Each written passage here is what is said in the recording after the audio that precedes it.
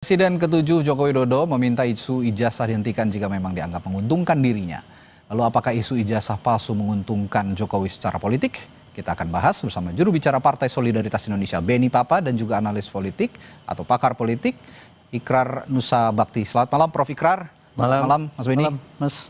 Saya ke Prof. Ikrar dulu. Prof, benar diuntungkan Pak Jokowi ini dengan berlarut-larutnya isu ijazah ini? Enggak juga sih. Enggak juga ya? Enggak juga, malah buat saya sih nama beliau tuh makin lama makin jelek.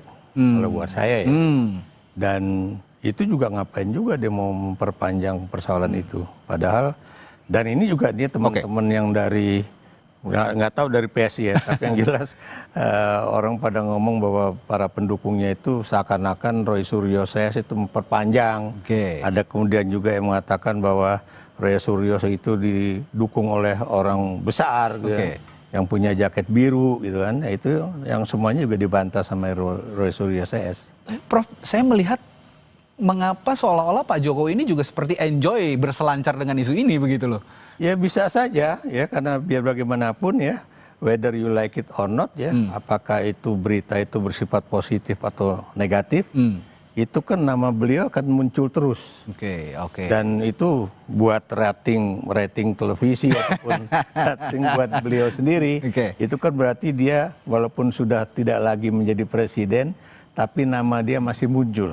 Ya. Walaupun kalau dari sisi saya sebagai pengamat politik kan akan beda ya. Kenapa? Karena kan kita tahu yang namanya rating itu kan memang bisa aja tinggi, tapi kan bisa saja hasilnya negatif. Berarti juga. Kalau gitu in terms of diuntungkan atau tidak dan berada di permukaan terus dan being trend gitu ya, trending di berbagai media, itu artinya diuntungkan dong, Bro? Ya, paling tidak ya, nama dia muncul terus. Ya. Ini begini loh, Anda tahu ya, kenapa misalnya kayak kasus dulu Anies Baswedan dan sebagainya ya, kalau udah tidak lagi menjabat, kan, kemudian dia mau ngapain, dan kemudian kan dia akan sulit untuk kemudian mendapatkan suatu pemberitaan televisi, kan begitu. Tapi kan kita tahu Anies kan juga tetap aja bisa muncul. Ya kayak ada kasus Tom Lembong, dia juga bisa muncul ya. Dan kemudian juga ada kasus misalnya tentang yang lain-lain ya, dia juga bisa muncul. Kayak kasus dulu tuduhan bahwa dia juga korupsi dalam kasus apa istilahnya itu, balapan itu loh. Itu kan juga muncul ya, walaupun tidak terbukti dia melakukan korupsi tersebut. Jadi gini loh, kalau seseorang itu masih menjabat, itu kan dalam bahasa komunikasi politik tuh ya, itu kan ada istilah bahwa siapa bicara apa dengan channel apa dan kemudian bagaimana dampaknya ya. Kalau kemudian dia bukan pejabat, pastinya tidak ada dampak yang besar. Tapi kalau seseorang itu masih menjabat, itu pasti juga yang ditanya pertama kan dia, bukan orang yang nggak punya jabatan. Dan kemudian apa namanya itu channel baik itu televisi kayak sekarang ya, Anda kan Kompas itu kan termasuk mainstream television ya, itu muncul di media sosial juga pasti muncul, di media-media lain juga muncul gitu. Kalau gitu Bung Beni, kalau kata Prof. Ikrar nggak juga tuh, nggak nguntungin juga gitu, malah tambah jelek justru kalau memang ini dibiarkan berlarut-larut. PSI nggak memagari itu supaya nggak berlarut-larut. Iya, pertama tentu kan Pak Jokowi ini kan menghargai proses hukum yang ada. Jadi kemudian ya Pak Jokowi juga melaporkan karena merasa tentu kan Pak Jokowi merasa dirugikan sehingga melaporkan itu di pihak kepolisian. Satu. Yang kedua memang kalau secara survei ya, kemarin itu kebetulan survei LSI Denijena kan keluar kemarin, itu memang 74,6% masyarakat itu tidak percaya kasus ijazah palsu Pak Jokowi. Jadi memang survei itu ya, dengan survei LSI Denijena itu sehingga kemudian kita juga menyimpulkan bahwa memang kasus ini hanya hanya untuk kepentingan segelintir orang, bukan untuk kepentingan masyarakat Indonesia. Memang dari potret survei itu kita bisa melihat bahwa masyarakat Indonesia mayoritas melihat bahwa kasus ini tidak berhubungan dengan kepentingan masyarakat, tidak berhubungan dengan kepentingan rakyat di bawah, sehingga itulah yang kemudian mungkin juga menjadi salah satu alasan kenapa kalau kita bisa membahasakan bahwa ya segelintir orang ini tidak berhasil untuk mempengaruhi persepsi publik. Ya, kalau kami melihatnya begitu, sehingga ya tentu dari Partai PSI tentu kan kita melihat bahwa kasus ini kan bukan untuk kepentingan rakyat banyak, bukan untuk kepentingan masyarakat. Sejognya ya kita sama-sama punya kesadaran bersama bahwa ya kalau bisa kasus ini cepat diselesai gitu. Tapi kan di lain sisi kelompok-kelompok ini yang menuduh kan masih jalan terus di media sosial, di media massa itu kan jalan terus ini kan kelompok-kelompok yang selama ini mencoba mempengaruhi publik bahwa ijazah Pak Jokowi ini palsu dan lain-lain. Nah, tapi kan masyarakat di lain sisi juga sadar bahwa kasus ini masyarakat sadar dan tahu betul bahwa tidak mungkin dan tidak masuk akal ijazah Pak Jokowi itu palsu dengan sederet dari wali kota, dari gubernur, presiden periode itu kan melalui proses verifikasi yang panjang di lembaga-lembaga negara. Jadi saya kira potret itu yang kita lihat dari survei kemarin bahwa ya memang kasus ini tidak berhasil untuk membohongi publik. Instead of alih-alih isu ini begitu ya sebenarnya merugikan atau tidak, kalau kata Prof Ikrar tadi merugikan, sebaiknya kan di stop saja begitu ya, tidak berlarut-larut. Nah, ini kalau menurut Bung Benny tadi ya itulah ada yang terus menggulirkan ini. Tapi ya itu tadi saya sama pertanyaan dengan ke Prof Ikrar. Pak Jokowi sendiri dengan dalam tanda kutip ya geng solonya itu juga reaksioner sekali, dan seolah-olah merespon itu dengan sangat-sangat reaktif. Ya ini kan yang tadi dibilang Prof Ikrar jadi trending at the surface, tetap ada di permukaan begitu. Seolah-olah ini jadinya by design gitu. Apa komentar Anda soalnya? Saya kira tidak ya, karena Pak Jokowi memang sejak awal kami beberapa kali juga ketemu Pak Jokowi ya. Memang kasus ini menjadi atensi khusus beliau. Jadi kan kasus ijazah palsu ini kan kalau kita lihat ini kan secara terang benderang ini salah satu upaya untuk mendiskreditkan kewibawaan Pak Jokowi. Sebagai pribadi Pak Jokowi maupun sebagai mantan presiden. Bayangkan seorang mantan presiden 2 periode, mantan gubernur, mantan wali kota, kemudian di akhir tidak ada alasan, tidak ada fakta, kemudian orang bebas menuduh bahwa ijazahnya palsu. Ini kan menurunkan kredibilitas nama beliau. Jadi saya kira itu yang kemudian jadi atensi dari Pak Jokowi. Tapi kalau misalnya kemarin respon Pak Jokowi, saya kira kan itu kan dikembalikan kepada publik. Tapi sekali lagi bahwa Pak Jokowi dalam posisi ini adalah salah satu pihak yang dirugikan. Dalam konteks ini, Prof, subjek yang terzolimi itu kan Pak Jokowi dalam hal ini. Tapi menurut Prof, Pak Jokowi playing victim nggak sih? Iya. Begitu. Gini, saya ingin menjelaskan ya. Kalau Denny JA itu membuat survei, kemudian menyatakan 72% orang nggak percaya gitu ya. Gitu ya. Tapi kan Anda tahu, sekarang kan teman-teman yang melakukan survei atas dasar dari media sosial mereka, ya, itu kan bisa kita lihat juga ya. Siapa yang percaya, siapa yang tidak itu kan besar sekali.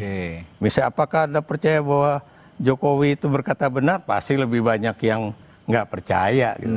Atau kemudian kalau kita lihat dari hasil surveinya siapa namanya nih, teman saya dari Indikator Politik Indonesia ya.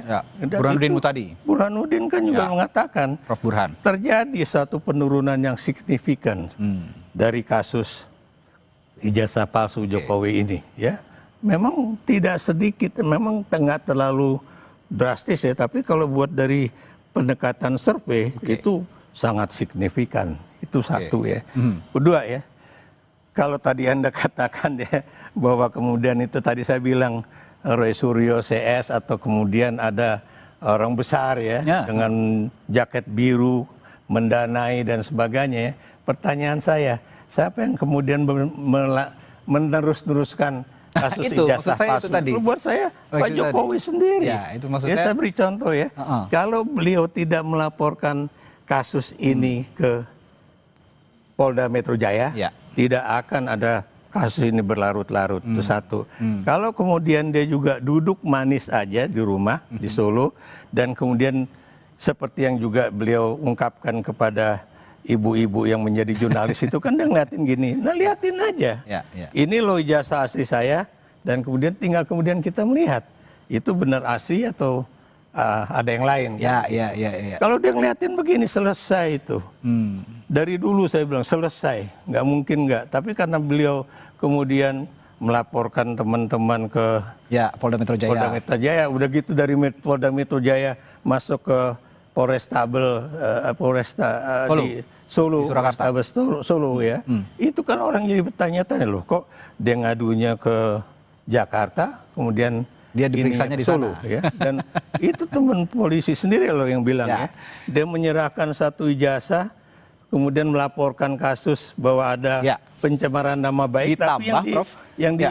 diberikan itu fotokopi. Ditambah mungkin Prof, sampai saat ini kan sudah tahap penyidikan di Polda Metro Jaya. Belum ada juga tersangkanya. Betul. Ini juga seolah-olah ya kita tidak tahu ya apa yang ya, kita hormati institusi kepolisian melakukan penyidikan. Tapi biasanya kan proses penyidikan itu sudah ada tersangka dan sampai detik ini belum ada. Dan itu menurut saya mungkin yang sekarang menjadi berlarut-larut. Nah, saya balik ke Bung Benny. Tadi kalau dikatakan Prof Ikrar, kalau Pak Jokowi rileks saja, diam saja di rumah, tidak terlalu reaksioner, mungkin ini sudah selesai, tidak melaporkan. Ditambah lagi Pak Jokowi bilang ada orang besar yang mengorkestrasi semua ini. Itu kan respons yang yang muncul ketika ingin isu ini terus berada di permukaan. Bagaimana menurut Anda? Kalau kita runut ke belakang, Mas, Pak Jokowi itu kan mencoba menahan diri. Saya kira kalau kita flashback ke belakang, itu kan panjang tuh. Oke. Lama Pak Jokowi berdiam diri, tapi kan Pak Jokowi ketika diserang terus-menerus, kredibilitas pribadinya diserang sebagai pribadi dan mantan presiden, tentu kan tidak ada salahnya Pak Jokowi untuk membawa ini kerana hukum. Karena bagaimanapun juga negara kita negara hukum, kita butuh kepastian hukum ini untuk dalam terkait dengan kasus jasa Pak Jokowi. Jadi saya kira langkah Pak Jokowi itu adalah merespon sebenarnya, karena Pak Jokowi sejak awal dia kan tidak pernah merespon. Di akhir-akhir baru dia merespon dengan melaporkan ke Polda Metro Jaya. Dan saya kira itu adalah pilihan tepat yang dilakukan oleh Pak Jokowi, karena bagaimanapun juga Pak Jokowi kan tidak serta-merta menjawab, memperlihatkan ijazah. Dan itu kan kalau Prof Ikrar tadi menyampaikan itu menyelesaikan persoalan, saya kira justru itu tidak akan menyelesaikan persoalan, Prof. Karena kita tahulah teman-teman ini ya yang kemudian mempersoalkan ijazah Pak Jokowi, itu kan memang targetnya bukan soal itu, Mas.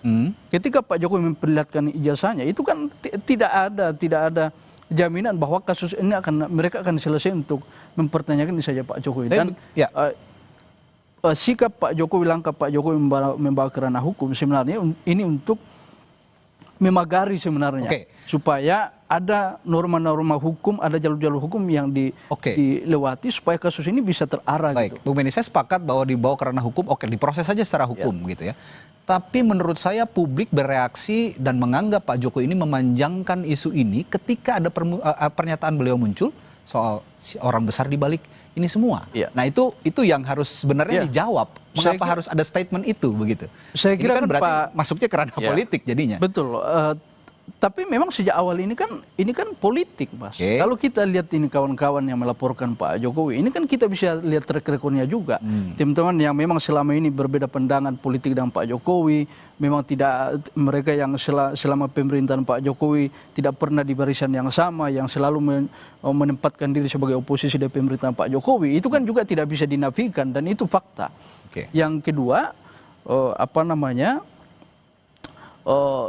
kedua, ya ini adalah bagian dari respon Pak Jokowi terkait itu. Jadi saya pikir jangan juga kita kemudian menyalahkan Pak Jokowi gara-gara melaporkan ini. Karena memang ini sejak awal adalah satu desain politik. Ya bahwa kemudian Pak Jokowi menyampaikan di belakang ini ada orang lain, ada satu orang besar. Ya Pak Jokowi sebagai seorang politisi ulung ini, Mas. Salah seorang politisi ulung yang dalam kompetisinya belum pernah kalah, mantan presiden. Tentu kan Pak Jokowi punya informasi-informasi yang kredibel.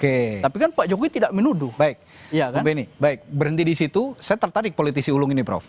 Kalau begitu, apakah ulungnya Pak Jokowi ini, dengan isu ijazah ini yang berlarut-larut, juga menandakan bahwa Pak Jokowi ini kan sudah tidak menjabat. Lalu sepertinya publik juga mempersepsikan sudah mulai menjauh dengan kekuasaan begitu ya, dengan presiden saat ini. Nah, dengan ulungnya Pak Jokowi, apakah itu justru yang dimainkan untuk keuntungan beliau? Itu yang tadi saya bilang, Pak Jokowi itu memang pinter, ya, bukan orang bodoh. Pinter ya, termasuk juga bagaimana dia membuat suatu pernyataan ya, saya beri contoh. Meng-create isu ya. Create isu lah, kayak dulu tentang mobil SMK. Ini contoh aja ya. Kemudian juga kalau dia mau masuk Jakarta, dia bilang, wah ini kalau saya jadi gubernur nanti pokoknya banjir Jakarta beres. Gitu. Begitu jadi gubernur, kayaknya nggak selesai, kayaknya saya mesti jadi presiden. Begitu jadi presiden, coba banjir Jakarta selesai nggak? Nggak, ini contoh aja ya. Dan kemudian ya, Anda tahu ya, persoalan ijazah palsu itu, ya, itu bukan tadinya kaitannya tidak dengan persoalan ijazah UGM loh. SMA, ya. Yang menulis siapa? Bambang Trimulyono, yang sekarang masih ditahan itu. Ya. Dia menulis tentang apa? Jokowi undercover. Dan kemudian buku yang kemudian membongkar bagaimana seseorang itu bisa menghilangkan jati dirinya, ya. Itulah awal dari munculnya kasus ini, ya. Dan kemudian tiba-tiba Jokowi muncul kan di pertemuan dengan teman-teman di UGM kan, bilang ini nih dulu pembimbing saya Pak Kasmujo, Anda masih ingat ya? Itu 2017. Ini Pak Kasmujo, ini pembimbing skripsi saya bolak-balik, galak banget orangnya, tapi gara-gara beliau akhirnya skripsi saya selesai. Ada isu tentang itu habis itu? Enggak, Bung, ya, tidak ada. Sampai kemudian kasus ini muncul kembali pada tahun berapa? 2022, ya kan? Dan kemudian akhirnya Pak Kasmujo merasa, wah ini bahaya nih. Kenapa? Karena ini pasti saya yang kena kasus hukum. Makanya dia bilang, saya bukan pembimbing skripsi Joko Widodo. Saya waktu itu masih 3B. Dan itu masih pangkat rendah. Kalau gitu pertanyaan terakhir saya buat Bung Benny nih. Untung atau tidaknya, kan malam hari ini konteksnya untung atau tidak ya, isu ini dalam konteks politik untuk Pak Jokowi. Kalau begitu, untung atau tidaknya tergantung keulungan Pak Jokowi mengelola isu, benar tidak? Begitu. Bukan di situ takarannya. Anda yang mengatakan tadi politisi ulung Pak Jokowi itu. Pak Jokowi politisi ulung. Selama ini kan tidak berkompetisi, tidak pernah kalah, Mas. Tapi dalam konteks ini kan juga berbeda, Mas. Saya kira sejak awal, sekali lagi saya sampaikan bahwa sejak awal Pak Jokowi memang pada posisi yang memang dirugikan dengan kasus ini, maka beliau melaporkan. Tapi sekali lagi bahwa kita hormati prosedur hukum yang sedang berlaku, biarkan itu di kepolisian yang membuktikan itu. Ada prosedur kepolisian yang kita ini. Tapi sekali lagi kami ingin sampaikan dari Partai PSI bahwa ayolah kita ini satu isu yang memang tidak ada nampaknya untuk masyarakat. Beberapa survei dari indikator dari dari LSI Denijaya itu kan membuktikan bahwa masyarakat itu tidak percaya dengan kasus ini. Artinya kalau masyarakat tidak percaya, ya sebaiknya kasus ini tidak perlu diperbesar lagi, karena ya segelintir orang ini sudah berapa bulan mempengaruhi persepsi publik, masyarakat juga tetap tidak percaya karena masyarakat itu melihat bahwa Pak Jokowi ini pertama, Pak Jokowi melihat bahwa dari selama berkompetisi, verifikasi jasa ada. Yang kedua, yang paling penting adalah masyarakat itu, di pikiran masyarakat itu melihat bahwa Pak Jokowi ini punya track record kepemimpinan yang betul-betul masyarakat rasakan. Jadi kalau ada persoalan ijazah, masyarakat tidak melihat itu sebagai satu persoalan yang harus dilihat sebagai konsen masyarakat, karena masyarakat sudah tidak percaya dengan isu-isu yang dibangun oleh segelintir orang itu, karena orang juga masyarakat sudah tahu latar belakang kelompok ini. Kita juga sudah tahu, Mas, masyarakat sudah tahu. Ya, kedepannya sih kita semua berharap, publik tentu juga berharap isu ini juga tidak berlarut-larut, karena masih banyak permasalahan bangsa yang harus kita urusi begitu. Jadi tidak berkutat di masalah ijazah Pak Jokowi saja. Tapi ya itu tadi, untuk untuk tidak memperpanjang, perlu juga kejujuran dari masing-masing pihak, termasuk juga Pak Jokowi. Apa salahnya memang kalau memang ada tuntutan ijazah ini ditampilkan, ya silahkan gitu ya. Baik, terima kasih Prof. Ikrar sudah datang ke studio Kompas TV dan juga Bung Benny. Sampai ketemu lagi, selamat malam, sampai jumpa Pak.